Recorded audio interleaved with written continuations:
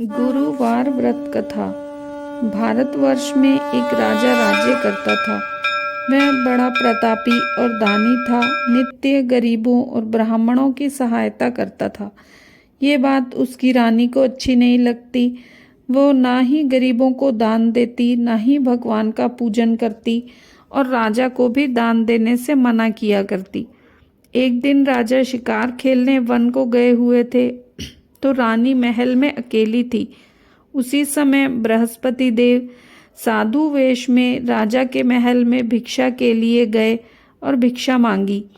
रानी ने भिक्षा देने से इनकार किया और कहा, हे साधु महाराज, मैं तो दान पुण्य से तंग आ गई हूँ। मेरा पति सारा धन लुटाता रहता है।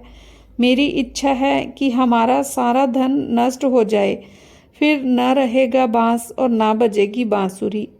साधु ने कहा, देवी, तुम तो बड़ी अजीब हो। धन और संतान तो सभी चाहते हैं, पुत्र और लक्ष्मी तो पापी के घर भी होने चाहिए। यदि तुम्हारे पास अधिक धन है तो भूखों को भोजन दो, प्यासों के लिए प्याऊ बनवाओ, मुसाफिरों के लिए धर्मशाला खुलवाओ। जो निर्धन अपनी कुंवारी कन्याओं का विवाह नहीं कर सकते, उनका विवाह करा दो। ऐसे और कई काम हैं जिनके करने से तुम्हारा यश लोक परलोक में फैलेगा। परंतु रानी पर उपदेश का कोई प्रभाव ना पड़ा।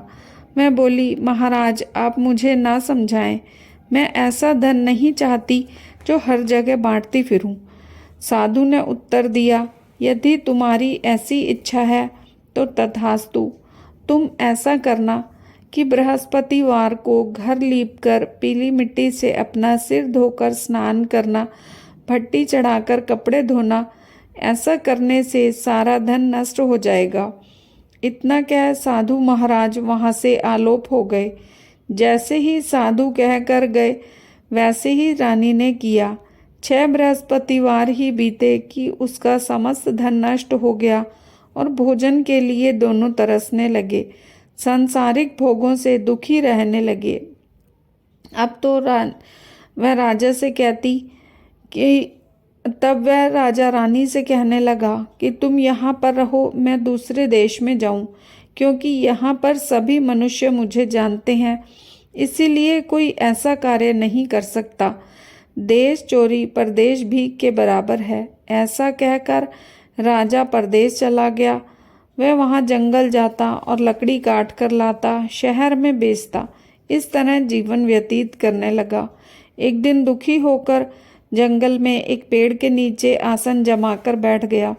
अपनी दशा को याद करके व्याकुल होने लगा। बृहस्पतिवार का दिन था। एकाएक उसने देखा कि निर्जन वन में एक साधु प्रकट हुए। वह साधु वेश में स्वयं बृहस्पति देवता थे। लकड़हारे के सामने आकर बोले, हे लकड़हारे, तू सुनसान जंगल में चिंता मग्न क्यों बैठा है? लकड़हारे ने दोनों हाथ जोड़कर प्रणाम किया और उत्तर दिया, महात्मा जी, आप सब कुछ जानते हैं, मैं क्या कहूँ। ये कहकर रोने लगा और साधु को अपनी कथा सुनाई। महात्मा जी ने कहा, तुम्हारी स्त्री ने बृहस्पति के दिन बृहस्पति भगवान का निरादर किया है, जिसके कारण वे रुष्ट होकर उन्होंने तुम्हारी ये दशा कर दी। अब तुम चिंता को दूर कर मेरे कहने पर चलो तो तुम्हारे सब कष्ट दूर हो जाएंगे और भगवान पहले से भी अधिक संपत्ति देंगे। तुम बृहस्पति के दिन कथा करो, 2 पैसे के चने मुनक्का लाकर उसका प्रसाद बनाओ, शुद्ध जल में लोटे में शक्कर मिलाकर अमृत तैयार करो। कथा के पश्चात अपने सारे परिवार और सुनने वाले प्रेमियों में अमृत व प्रसाद बांटकर अपने आप भी ग्रहण करो। ऐसा करने से भगवान तुम्हारी सभी मनोकामनाएं पूरी करेंगे।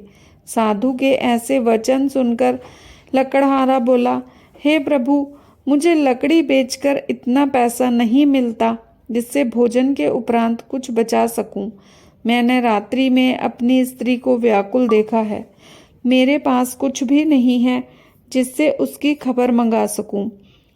साधु ने कहा, हे लकड़हारे, तुम किसी बात की चिंता मत करो। बृहस्पति के दिन तुम रोजाना की तरह लकड़ियां लेकर शहर को जाओ।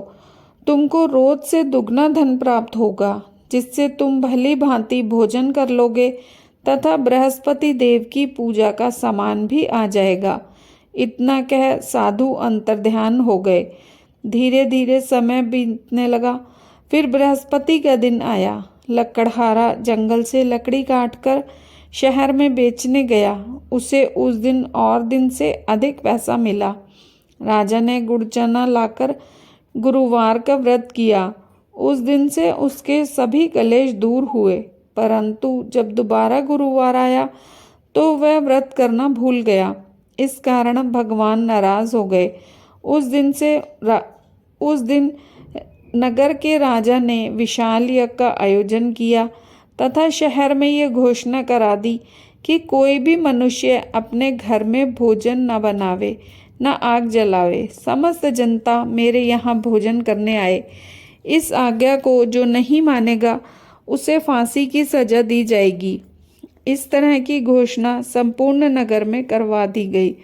राजा की आज्ञा अनुसार शहर के सभी लोग भोजन करने गए, लेकिन लकड़हारा कुछ देर से पहुंचा, इसीलिए राजा उसको अपने साथ घर लिवा ले गए। और जाकर भोजन करा रहे थे तो रानी की दृष्टि उस खूंटी पर पड़ी जिस पर उसका हार लटका हुआ था। वो हार वहां न दिखाई दिया। रानी ने निश्चय किया कि मेरा हार इसी मनुष्य ने चुराया है। उस समय सिपाहियों को बुलाकर उसको कारागार में डलवा दिया। जब लकड़हारा कारागार में पड़ गया तो बहुत दुखी होकर विचार करने लगा कि न जाने कौन से पूर्व जन्म के कर्म मुझे इस तरह से दुख प्राप्त हो रहा है। और उसी साधु को याद करने लगा जो जंगल में मिला था।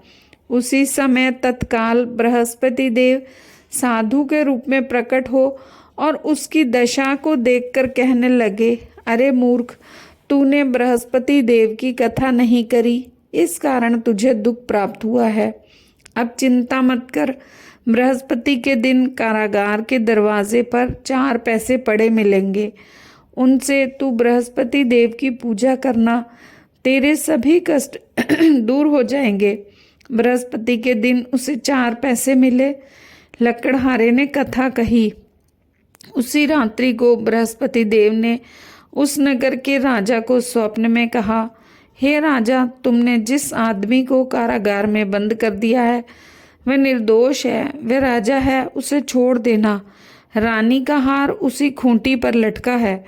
अगर तू ऐसा नहीं करेगा तो मैं तेरे राज्य को नष्ट कर दूंगा। इस तरह रात्रि के स्वप्न को देख राजा प्रातःकाल उठा और खूंटी पर हार को देखकर लकड़हारे को बुलाकर क्षमा मांगी तथा लकड़हारे को योग्य सुंदर वस्त्र आभूषण देकर विदा किया।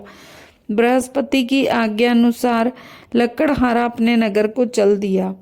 जब राजा अपने नगर में के निकट पहुंचा तो उसे बड़ा आश्चर्य हुआ। नगर में पहले से अधिक बाग, तालाब और कुएं तथा बहुत सी धर्मशालाएं, मंदिर आदि बन गए थे।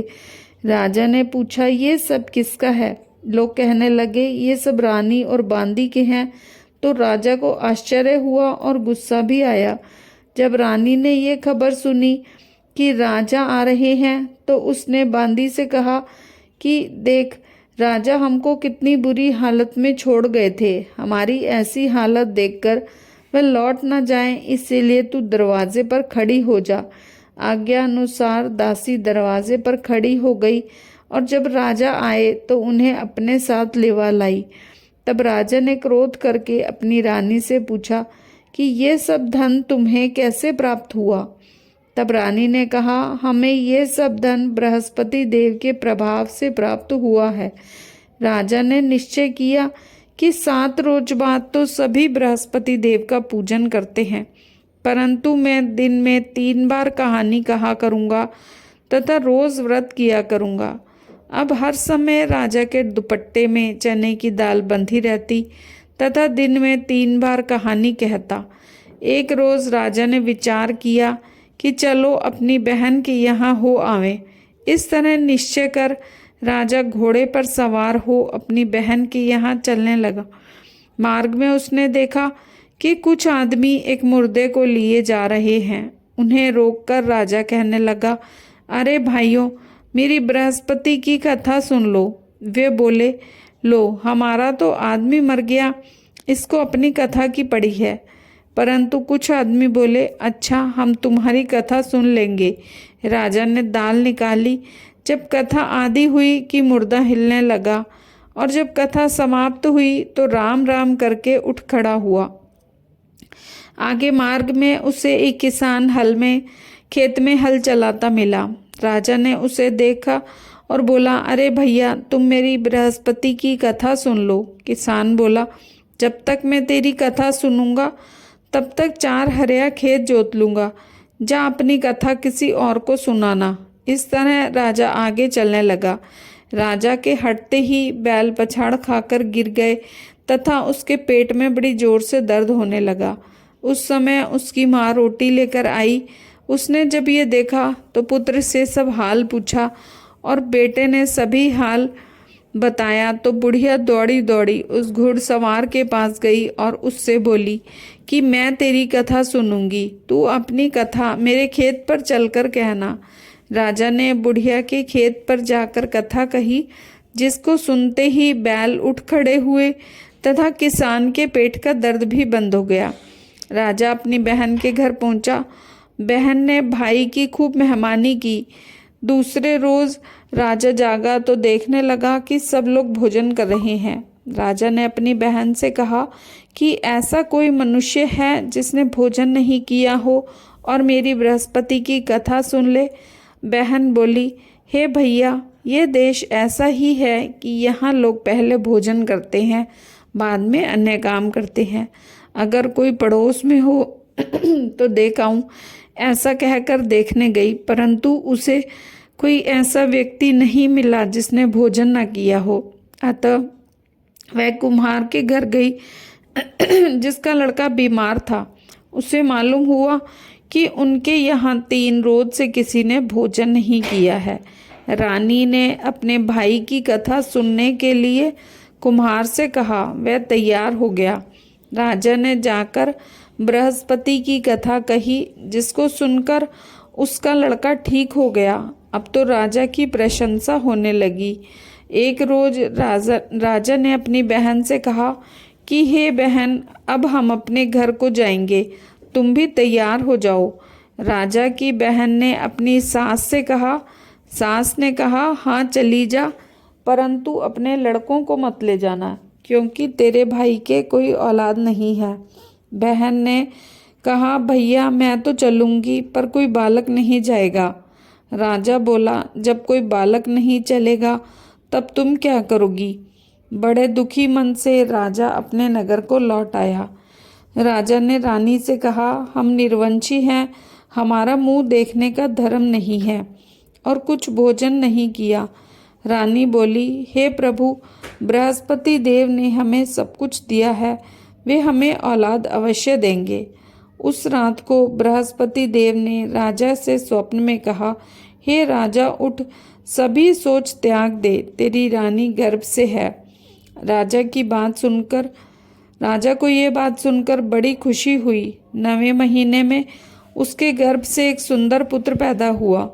तब राजा बोला, हे रानी, स्त्री बिना भोजन के रह सकती है, बिना कहे नहीं रह सकती। जब मेरी बहन आवे तो तुम उनसे कुछ मत कहना। रानी ने सुनकर हाँ कर दिया।